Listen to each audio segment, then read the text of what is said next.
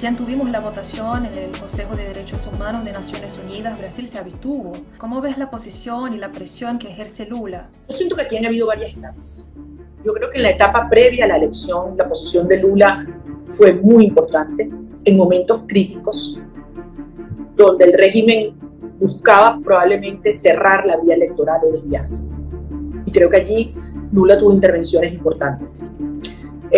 Posterior a la elección, tanto él como Petro, buscando mantener una interlocución, decidieron tomar una posición, digamos, más prudente.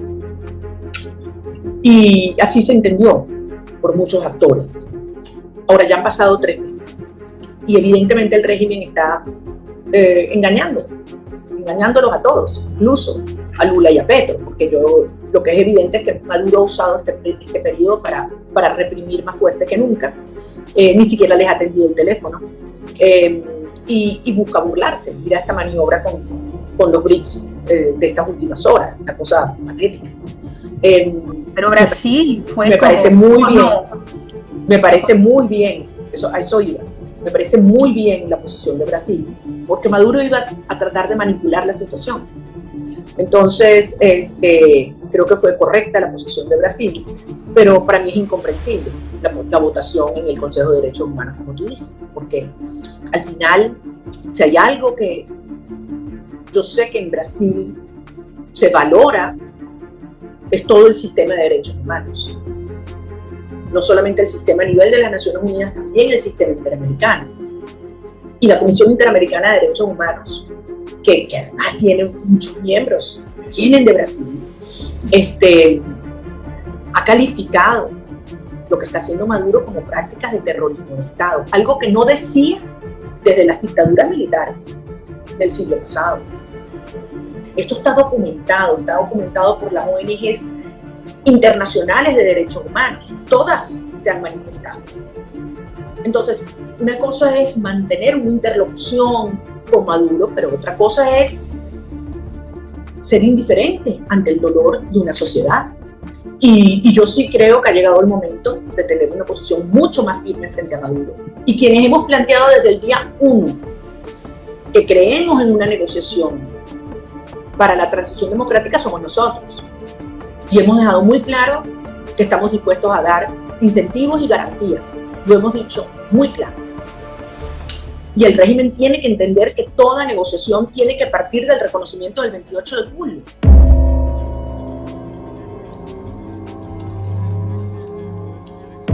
Hablemos también de un tema más regional, ¿no? Porque nos parece que como murieron las negociaciones de Brasil y Colombia con Caracas, no hay apertura del régimen para negociar con ustedes y con esos países. ¿Cómo ves ese tema? Yo siempre he planteado que para que el régimen tenga incentivos para negociar, tiene que sentir que su permanencia en el poder cada día es más complicada. ¿Me explico? Hoy Maduro siente que él puede silenciar a todos los periodistas, incluso los que están afuera, porque los amenazan a su familia que está aquí, ¿no? Que ellos pueden acabar con la disidencia, que pueden secuestrar niños. Mariana, mientras tú y yo estamos hablando, hay 68 niños y jóvenes presos, niños que han sido torturados, tienen quemaduras, les han puesto shocks eléctricos, los han golpeado, los han obligado a grabar videos diciendo que yo les di plata para salir a protestar, o alabando a Maduro y pidiendo perdón. O sea, date cuenta de lo que esto significa. Al extremo que la semana pasada, en el Consejo de Derechos Humanos de las Naciones Unidas, la misión de determinación de los hechos calificó como crímenes de lesa humanidad lo que está pasando en Venezuela antes, durante y después de la elección. Entonces, pero Maduro siente que él puede hacer todo esto y el costo es cero. Sabe que nunca va a recuperar la legitimidad porque todo el mundo sabe que le dimos una derrota apabullante, ¿sabes? Y entonces piensa que él a sangre y fuego se puede quedar, que no le va a pasar nada por matar gente, por apresar gente o por torturar gente. Entonces, ¿cuál es el incentivo para negociar? ¿Qué va a negociar? Pero el momento en que se coloque la presión adecuada de adentro y de afuera para que Maduro entienda que esa situación es insostenible, en ese momento va a tener incentivos para sentarse a negociar. Pero no hemos llegado allí y por eso yo siento que la comunidad internacional tiene que tomar una posición mucho más firme y mucho más dura frente a Nicolas Maduro.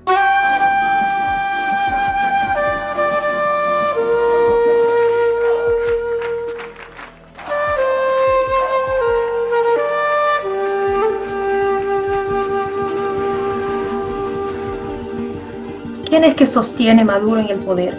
¿Cuáles son las fuerzas que hoy sostienen la dictadura, el régimen? A Maduro le queda el alto mando militar. Es un sistema absolutamente militar, lo que se ha instalado en Venezuela.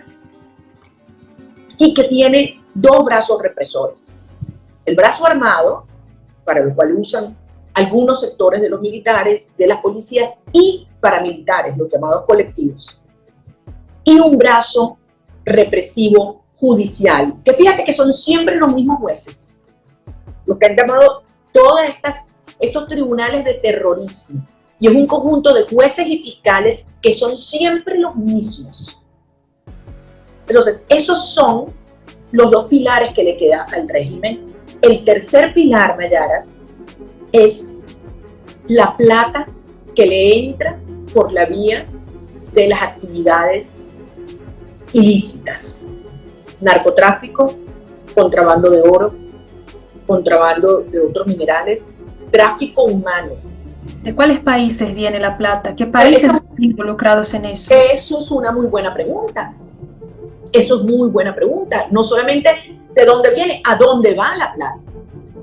¿Qué países están recibiendo el oro que sale de Venezuela? Tú y yo sabemos que están haciendo un daño ecológico brutal en el sur de Venezuela, contaminando ríos de mercurio, desplazando comunidades y etnias indígenas completas. Y lo está haciendo conscientemente y en complicidad el propio régimen. Son grupos que operan de los dos lados, del lado de la frontera venezolana, colombiana y brasilera, y que tienen en Venezuela un santuario para sus operaciones. Fuimos a unas elecciones donde todos los órganos del poder público estaban en contra nuestra. Yo no tuve una sola entrevista, ni en televisión ni en Radio Nacional, en Venezuela, donde no había plata ni para un volante, donde no contratamos ni una pieza de publicidad en redes sociales, Mayara, ni una. Me cerraban las carreteras, me quedaba en un hotel y cerraban el hotel. Mandaban a cerrar todas las estaciones de servicio para que yo no tuviera gasolina y yo no pudiera llegar a mi destino. Entonces, no lo hubieran aceptado ustedes. Nosotros lo asumimos y aún así arrasamos. No pueden pasar la página. Nadie puede desconocer esa verdad. Nosotros no lo haremos y no vamos a permitir que el mundo lo haga tampoco.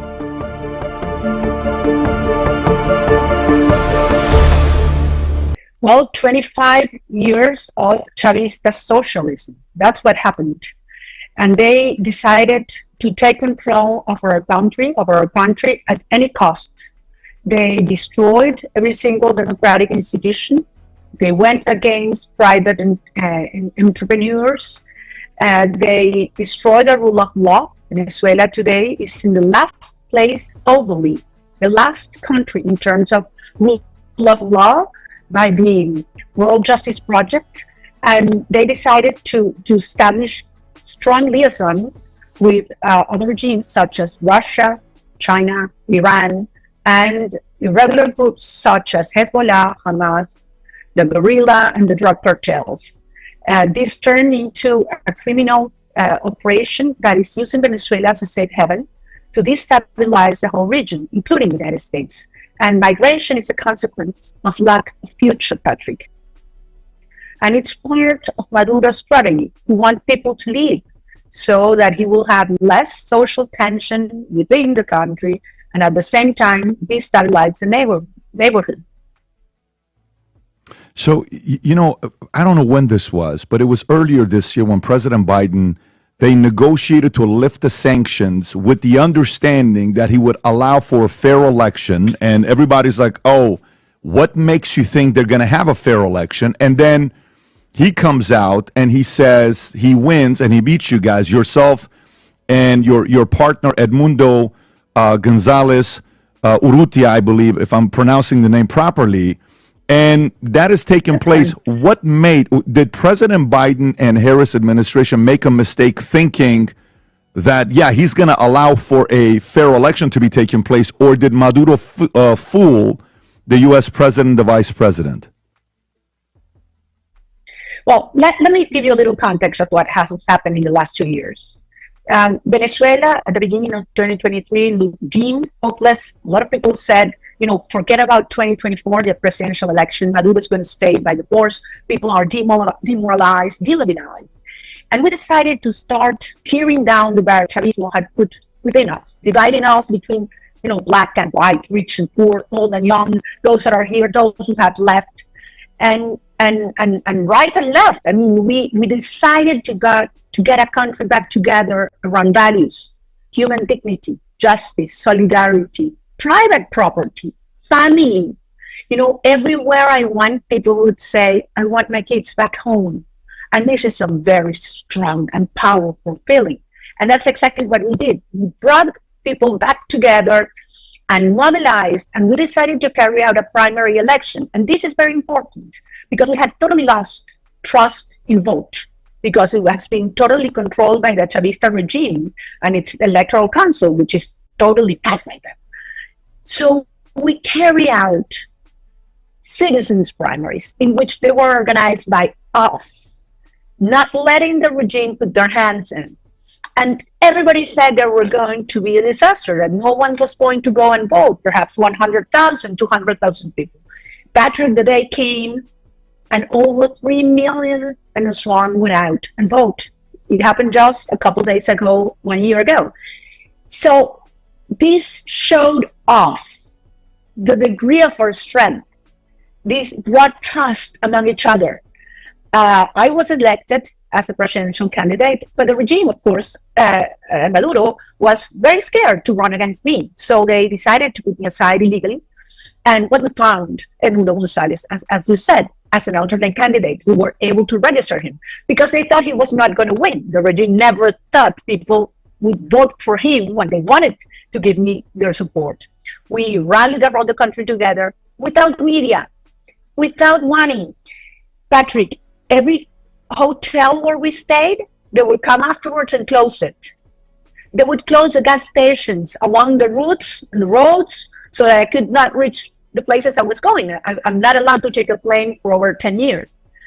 And they even closed the restaurants where we stopped to have some breakfast in our way to different places. But we brought this country back together. We went to the election, and as you say, under the rules of the tyranny, we won by a landslide in places that Chavismo had always won in the last 25 years. This was the collapse as a political system. And they decided to unleash a violent campaign that has more than 2,000 people detained. All of us have to be in hiding because I've been accused of terrorism. Even children and women have been detained.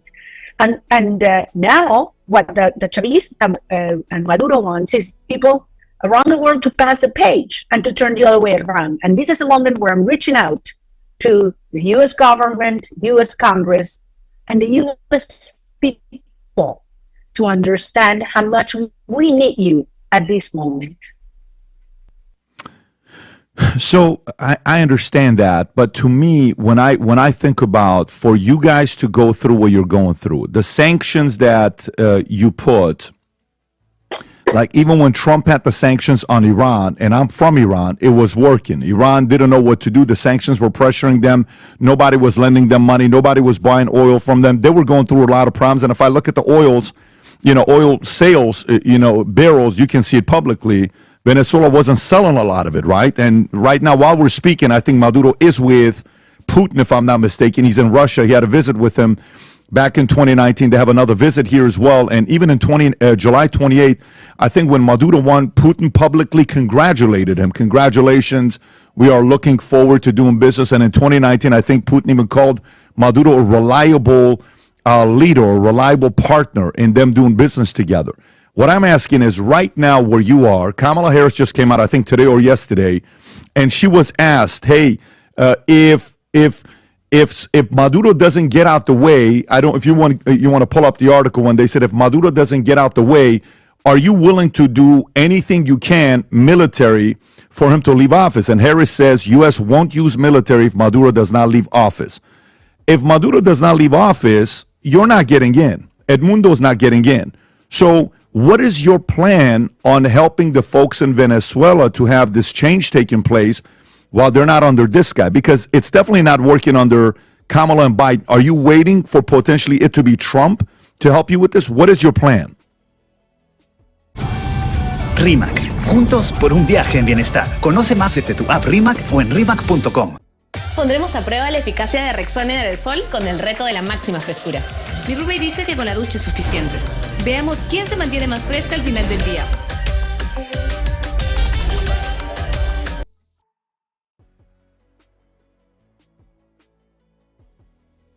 Well, first of all, let me be very clear. If Maduro doesn't leave office, it's going to be 3, 4, or 5 million Venezuelans leaving our country very soon. And many of them reach the south border of the United States very soon. Because people leave when they feel they do not have a future in their country, when they feel their children's lives are at risk. And let me tell you, right now, the regime is in its weakest position ever, Patrick. And I want to be very clear with this, because there are a lot of people that want, simply to give up because it means pushing and pressing more when it should. And this is the moment to act. Secretary Blinken at the United Nations General Assembly said it is a moment to move from joint statements to joint actions. And I totally agree. This is the moment to take those actions. Maduro has to be held accountable. I mean, the crimes they have committed, and it's been stated by the Inter-American Commission of Human Rights, they call it state terrorism. Last week in Geneva, the fact-finding mission of the United Nations said Maduro had committed crimes against humanity before, during, and after the election. This needs to have consequences. The perpetrators have to know that they will pay a price for that. And that's the way you can send the correct incentives for those who are still supporting Maduro to turn the other way around, because they don't want to go default the same way these individuals who are held accountable currently are. So this is a moment where we need action.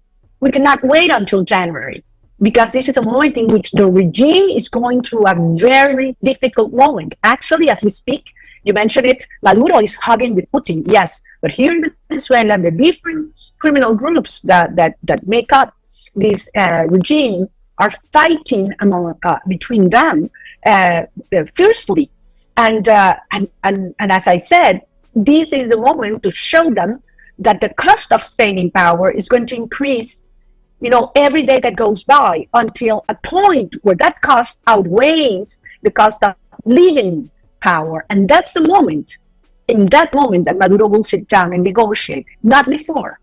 And we need to act now. Why would he negotiate, though? Why would he negotiate with you? Because think about it. So if he is meeting with Putin, Putin's publicly saying, I have his back.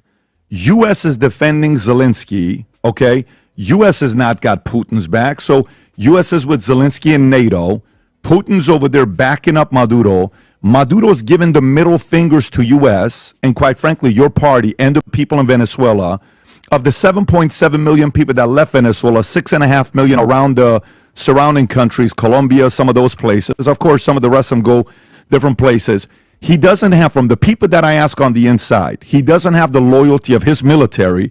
His military is fragmented. You know this. I'm sure you're already aware that it's not like they love the guy. However, he does have the loyalty of, I think his name is Cabello, who is the kingpin, who does he is like the way to describe him could be an El Chapo type, maybe a level below what El Chapo is, just for some of the people that may not know who he is. He has him. Some of the biggest leaders in Hezbollah are in Venezuela. They protect him, right? And The history of Venezuela has been tied to Ahmadinejad many years ago. Ahmadinejad and I believe Chavez had some meetings together. So he has a lot of people that the average person in Venezuela is afraid of, that they have his back. Putin's got his back. When I saw some of these things that happened with Iran, when Iran fell in 78, and I see some of the close, angles with Venezuela, oil, money, rich, all this stuff, nobody eventually had Iran's back. Kissinger and U.S. is like, we don't have your back. So then they were alone. In this scenario, slightly different because Venezuela, Putin has his back. Hezbollah has his back. The mob has his back. Who has your back to defend you to go fight? Because I've asked you the question a couple times with Trump and Biden and Kamala. You sound like a very good politician because you haven't answered it yet. And I've asked it a couple times because I don't think you can do it by yourself. And by the way, please don't be upset when I say this to you. Back in 6 years ago or 5 years ago, we were in contact with a previous candidate who was very motivational. I'm going to butcher his last name, Guaido. That's how I say it. I'm sure it's a different way of saying it. And I was excited about what he was going to do. There were a lot of people that were excited about him, and he lives in Miami right now. Not a lot happens. When I talk to some of the guys, there's a side that loves you. They're like, she's the person. She's the oldest sister of 4. Her father was all these things they tell me about your background, engineer, the stuff that you done. I really looked into you to see what you've done. And then there's a side that's worried that, you may be giving signs of one, that maybe you're kind of in there doing your thing, but nothing is really getting done. Again, for the third time, I want to ask this question for me, and I'm really curious if you're going to answer this one or not. Biden and Harris don't seem to be giving you any support, okay? Trump, right now, a lot of the polls on the battleground states say Trump's going to be winning. Of course, nobody knows till November 5th.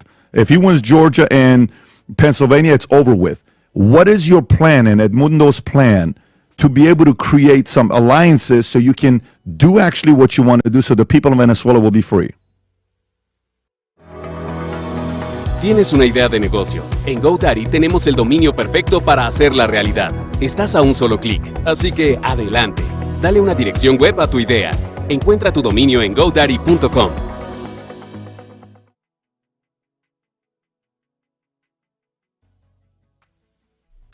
Well, as I said before, this has been a comprehensive strategy. We certainly need international support. This is something I've said for years. I agree. Precisely for what you say, because this is an international geopolitical crisis. And it is obvious that these other actors want to use Venezuela as a proxy to destabilize the United States. I mean, I've said this for years, but at the same time, we believe that inside Venezuela, there has a big fight to be given, and that's precisely what we did.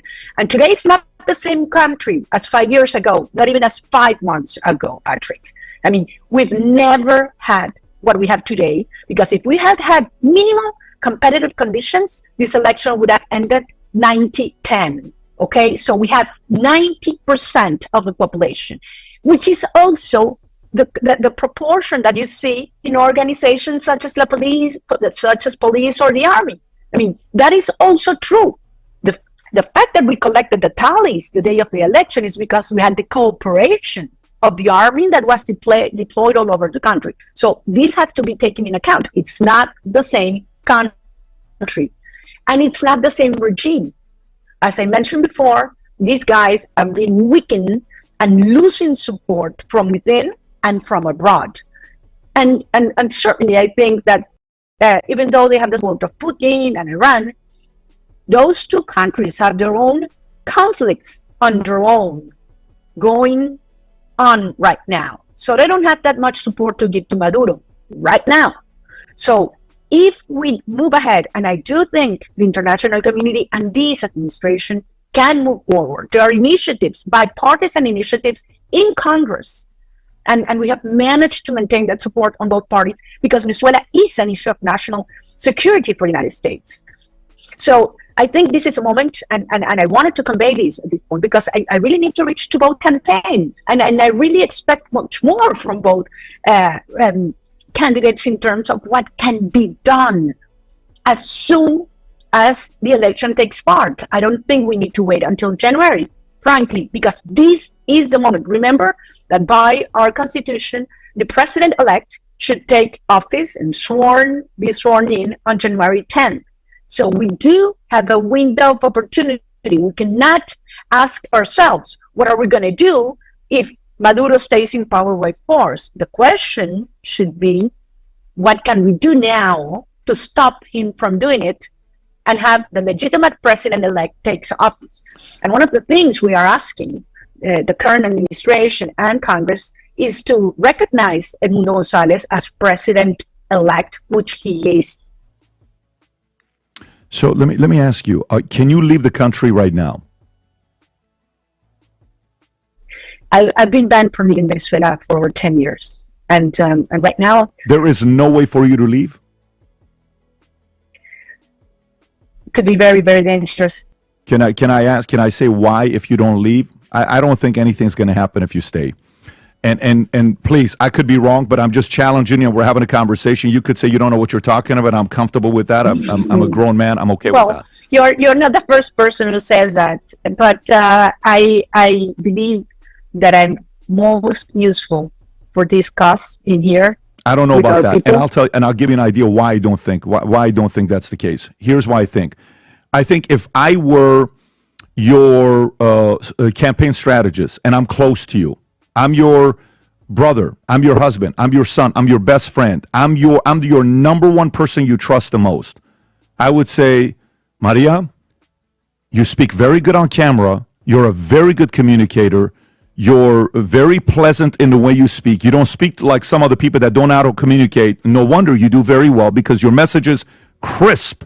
The way you communicate is money, it's clear, it's very clear for me to understand what you're saying and the audience to understand. I think if there's one thing that Milei and Bukele did right, they went to all the media platforms and sold everybody why they should care about Argentina. That's what Milei did. That's what Bukele did. And then we're like, why should I care about Argentina? Who is this guy? He looks like a rock star, kissing girls, doing all this stuff. Who's this guy all about? And I was like, wow, this guy's got the brass to go to World Economic Forum and give that kind of a speech. This guy's got the kind of in America we say balls, but maybe it's different words in different countries. He's got that kind of brass to go and talk to all these guys and tell them why capitalism the best system. He's that guy. And, I think for you, if you stay there, less likely it's going to happen. I think I would advise to leave and go elsewhere and just hit the road show, expose every single thing about all these guys. Matter of fact, I got to... do you have a close relationship? Do you communicate with Milei or Bukele at all? Is there any relationship with those two? I'm a friend of Milei. Okay. I don't know Bukele. Okay, so Milei, when I think about what I mean, I've been to Argentina and the people eventually got to a point. Yes, Patrick, but it's a very different situation. Look at this. They could go out and do the road show, and then they come back. And they do the fighting inside. That's not my case. If I go out, I cannot come back. Yes, you can. And I will be detained. No, but let me give you an idea, though. Well, I'm accused of terrorism. Maduro is searching for me. They said Gustavo Cabello, whom you mentioned. Yeah.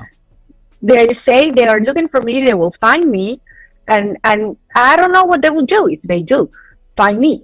But in any case, I think it is very important to get the international community engaged. And I think we are doing that also with the participation of, as you mentioned, almost 8 million Venezuelans that are doing a great job reaching out.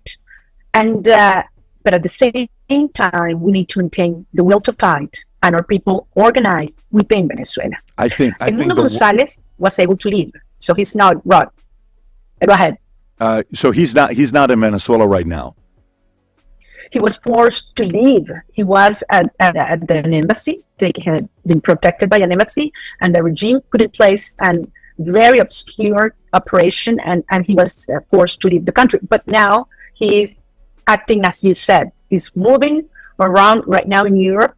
He's meeting with prime ministers. He's going to parliaments, and we are getting a lot of international support. Okay, so let me maybe transition into a different topic here. When it comes on to Diosdado Cabello, right? When it comes on to him, for the average person that doesn't know who he is, can you break down who he is to the average person? Descubre Clorox Ropa 4 en 1 y disfruta de tu ropa por más tiempo.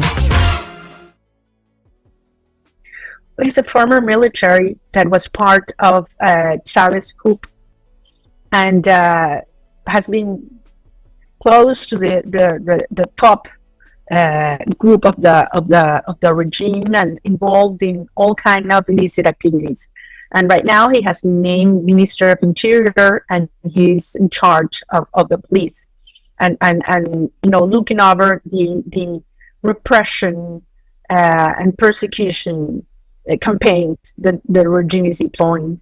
Now I want to know, is he as brutal as people say he is? Like, do you have any stories of like certain examples?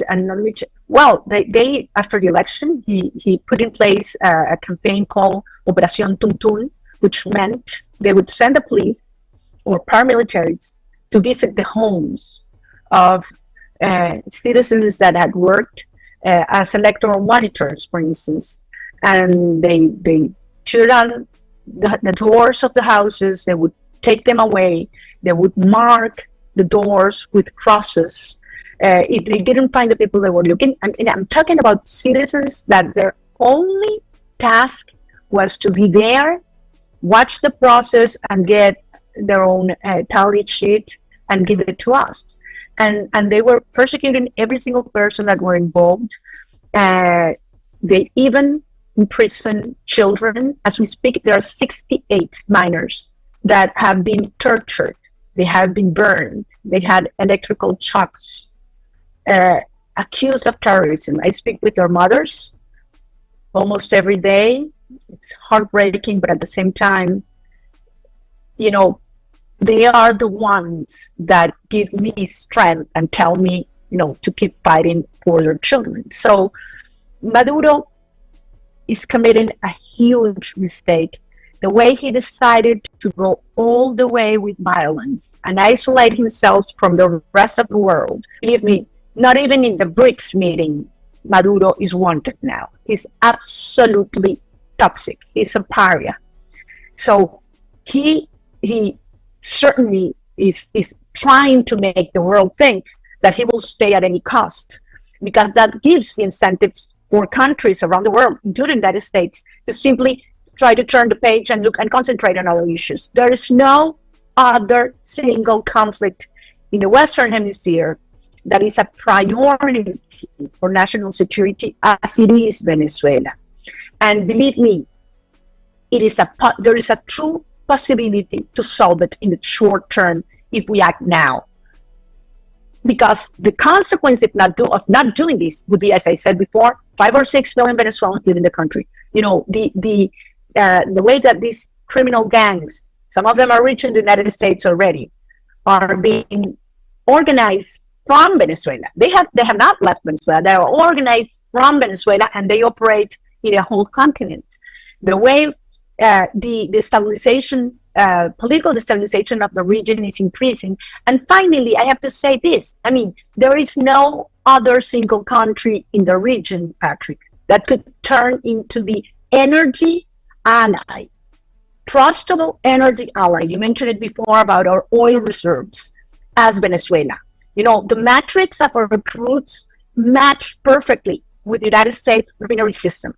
This can only be taken advantage of if you have an open market system in which the rule of law is respected, in which private property is respected, and which you can have external investment stimulated. And that will happen with us. So, from every perspective that you look at it is a top priority and a win-win situation for the United States. Let me ask you, when we look at Brazil, what Lula is doing, right? And even I think story came out that Lula was distancing himself from Maduro. And that's pretty weird for a socialist to even say they're distancing themselves from Maduro is a little bit weird.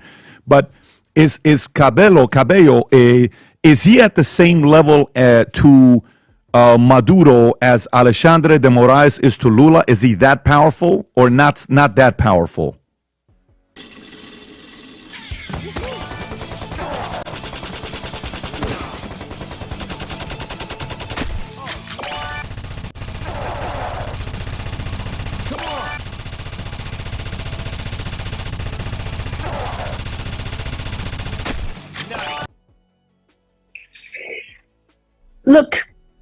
I would say that things are moving as we speak. And any answer that you get from someone right now in Venezuela would be speculation. I would say he's very powerful at this point, but this is a very unstable situation, what's taking place right now. Him. And for all of them, for the regime. So, I mean, they just, look, Maduro last week decided to take out the chief of the civil intelligence unit and the military intelligence unit, two of them at the same day. And these were top individuals that had been for years with him. He then got into prison, the last president of PDVSA, the oil company. And he took it out. Now he's in prison, and he's going against people that were in his surroundings. So this is a moment in which it's very hard to know which way, against whom they are going. But as I say, it's a situation of enormous instability in which the whole country desires, and I'm talking about the military as well, a pacific, peaceful transition to democracy. The way, I guess this is the power question I'm trying to find out. Does Cabello own Maduro, or does Maduro own Cabello? Who owes who? Who owns who? I would say that so far they have needed each other. I'm not going to speculate who is going to win this fight. But right now, it's true. Things are not at a good moment for them, and it shows the regime has deeper fractures than people used to think. Deeper fractures than they used to think. Okay, who do they fear? Who does Cabello and Maduro fear? Who do they fear? That's a good question. I think they certainly fear that a international coalition that decides to hold them accountable will be deployed, that the resources they are getting from illicit activities such as drug trafficking and gold smuggling and trafficking of human beings will be stopped and will be blocked. And a law enforcement approach that would make it much harder for them to develop these obscure activities is something they certainly fear. I have to say that, for instance, in the gold sector, much of those resources end up in the international finance system. And many of those countries know it. They do nothing about it. And the United States has a lot of information that has not been disclosed that shows much of these wrongdoings that ought to come out to the light, so that the tensions and difference among these groups gets harder and harder. I do think they fear the International Criminal Court. I do think they fear international justice, and that's why that has to move much faster. If it has to move faster, it doesn't look like Kamala Harris and Biden are urgent to move it faster. You need international help. If U.S. doesn't help you, who's going to help you? Canada? Europe? NATO?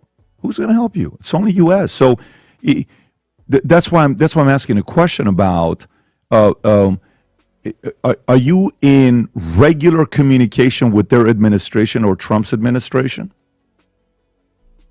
Right now, I'm in regular communication with the U.S. government, as well as other governments, all other governments in the region. How familiar are you what happened to Iran's revolution? How Iran fell? How familiar are you to it? I know it very well. Okay. And Patrick, I know there are lessons we have to take into account from every single of these episodes. But believe me, I've heard so many times it was impossible to do what we did. So all these years, people saying it was impossible to defeat the regime, to get our country back in their foot. And that's precisely what we did. So my message now to convey is we've come so far. This has nothing to do with any other moment previously, any other moment. A whole bunch of conditions that have come together at the same time are in place right now that makes this a unique opportunity. And it would mean, the two outcomes would mean a huge difference for the region and for the United States. And I agree with you. This is a time to act. It is time to understand what things didn't work and which did. But the fact is that we did have an election. And there's no way that the world can look the other way around and simply forget about it. Yeah, but if you're because if they do that, then you tell me when you're going to have another election not in America to be respected. It's a horrible precedent. If you're in Venezuela and we're not even hearing, how many interviews are you doing in Venezuela today? How are the people hearing from you right now?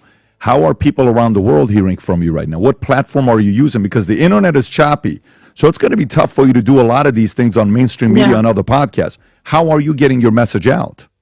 Well, I get a lot of interviews, and I'm not the only one. We have a lot of people abroad that are conveying our message as well. That it's not that I want to diminish my responsibility, but I think we're reaching out to a lot of individuals. And as I was saying, it's not only governments, and I think we're right in that sense. Reach out to the people. We have to make Americans understand why Venezuela is a priority for you as well, and how it will impact you. And in that sense, I think we're organizing more and more our diaspora, which is huge and it's super active, and they're doing a great job. So we have 80 days in front of us that will make the whole difference for Venezuelan history for millions. And these are days in which we need to put people, there and here to act. Regardless of what happens on November the 5th, it is for this actual government to act, not to wait until January. That's my point. We do have a window of opportunity. And this government can do things that will benefit whoever comes afterwards. They're not going to act. The wishful thinking of you thinking they're going to act, you're going to join a lot of other countries that were hoping they were. They're not going to act. But that's my opinion. I could be wrong, and I'm very comfortable being wrong. But let me ask you about the Tren de Aragua, right? This is the gang in Venezuela, very powerful, very strong. How would you compare them to MS-13, Mara Salvatrucha? How comparable are they to them? Imagina tener una residencia en Estados Unidos. Imagina un futuro donde tus habilidades como profesional no solo ayuden a desarrollar tu carrera, sino que también te abran el camino para vivir el sueño americano. Hola, soy el abogado de inmigración Carlos Colombo y hoy les voy a explicar cómo los Estados Unidos se enfocan en otorgar green cards. Well, they have a different tactics. And certainly in Tren de Aragua managed to grow beyond borders much faster. They're acting in North America. They got the support from the government, and I think that's a big difference. This regime in Venezuela actually gave them safe havens of territory for them to operate. And that's how they start getting stronger and stronger and involved in all kinds of different illegal activities. And well, you know how the jail system works in Venezuela. So jails end up being also safe havens for criminal gangs to coordinate their activities from within the jails. And that's how Tren de Aragua also grew and expanded. So now it has certainly its tentacles all around the hemisphere, but believe me, still gets support from within Venezuela. And that's what ought to be understood. If we want to get rid of these gangs, if we want to reduce drug trafficking and that go through Venezuela as it never did before and keeps on growing, if we want to stop migration, if we want to stop the liaisons of U.S. enemies such as Iran and Russia, we need to go to the cause of the problem. And the cause of the problem is a regime that has turned Venezuela into the criminal hub of the Americas. we have the chance to turn it into the energy hub of the Americas. And we need you now. In that sense, we both agree. But my difference with you is that we should not wait until January, because this is the moment in which the regime is very weak, unstable. Yeah, so I don't disagree. Even Mike, even if you look at Chevron is not a fan of putting sanctions on Venezuela because he wants to buy the oil, right? He's thinking about from the business. There's a lot of people that have different opinions. So it's like, no, don't do this and don't do that. It's still good. It's okay. We can't get involved in a business. Why do we want to get involved? Just leave them alone. So let me understand this. So Maduro has Tren de Aragua. He has Cabello. He has the Hezbollahs that are locally dealt, and he has Russia. And those are the people that you guys have to go up against? Yeah, and we won the election, even though we had everything against us. And we were able to prove it, even though everybody said we wouldn't do it. So now it is a moment in which the regime, I'm going to say that once again, certainly is looking desperately to get support from all those groups.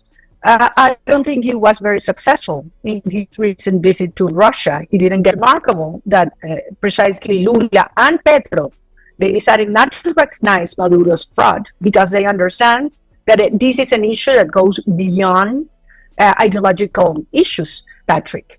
And since you mentioned the energy companies, I want to be very clear with this issue because people try to not evade this answer. I want to be direct with you. We certainly want big, strong, honest, competent corporations in energy to come and invest in Venezuela. But we want to do them complying with our laws and helping to develop a country, not to destroy it. Right now, when they operate in Venezuela, they are forced to have a partnership with the most corrupt oil company in the world. And most of the resources they give to the government are used to persecute and to promote migration, which is paradoxical. So we believe these companies should reduce their operations until we have a transition to democracy, which can take place very soon, and have them being partners of this transition in order to liberate Venezuela and then be able to have huge, transparent operations that comply with, all the standards of transparency, environment, and so on, which are not being held in Venezuela today. Last thing before we wrap up is, I just went on your Twitter. I noticed you're active. So Twitter X is available in Venezuela today, right? That 10 days is done. It's open now. Okay. Well, you need to have access to a VPN, but yes. And look, we won our campaign only with social media. That's great.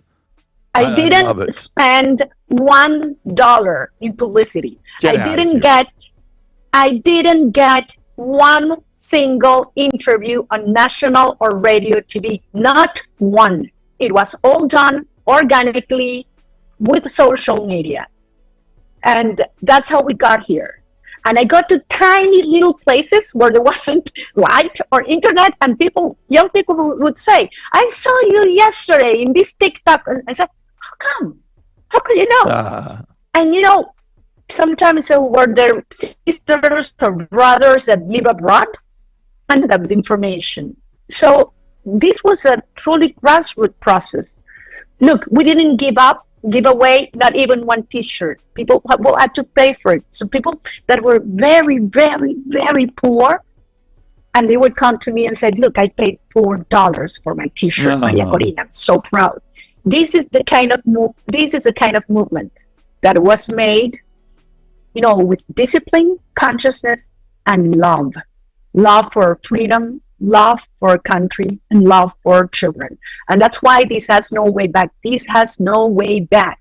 This is until the end. We will prevail, Patrick. I don't know how many days it would take us to have Maduro be displayed because we defeated him. But this will happen. And this is the single most important conflict in the Western Hemisphere for you, the citizens, and we need you now. Yeah, I think many of the U.S. citizens would agree with you because, and some of them who don't know, if they knew the impact that you would have in many different ways, it's a great ally. Historically, it's always been a great ally, minus what's happened the last, couple decades. But Maria, it's great to have you on. I appreciate your courage. I respect your courage. We're here encouraging you and challenging you to continue doing what you're doing right now. A lot of the people are relying on you to stay tough and strong and relentless. And God willing, you'll create alliances from U.S. that they'll help you, and they'll keep their promises to help you. Hopefully, they'll help you. I'd like to stay optimistic, but I'm naturally, organically a very paranoid guy. I'm 51% future looks bright, 49% only the paranoid survive, and these two flirt with each other all the time. So we'll see what's going to happen to Venezuela, but I appreciate your time. Well, we'll show you that you were wrong this time. I will invite you to a free Venezuela, and we will. No, listen, I want to see it. I just don't think the existing administration is as urgent as you are. And my encouragement is for you to get out in front of everybody as soon as possible, because you need to get these guys in D.C. to want to help you out. I don't think they have the level of urgency that you need for it to get done the next 80 days. I think it may happen with the next administration. I don't think this administration has a level of urgency because they're trying to get reelected. They're not thinking about you right now. They're trying to get reelected. Well, there are only a few days until the election, and then immediately we have a window of opportunity. Exactly. I agree. And I ask you to help us. Well, we're going to make sure millions of people see this. We're going to make sure millions of people see this. Maria, thank you so much. Good luck to you. You take good care. Bye-bye. Bye-bye. Thank you.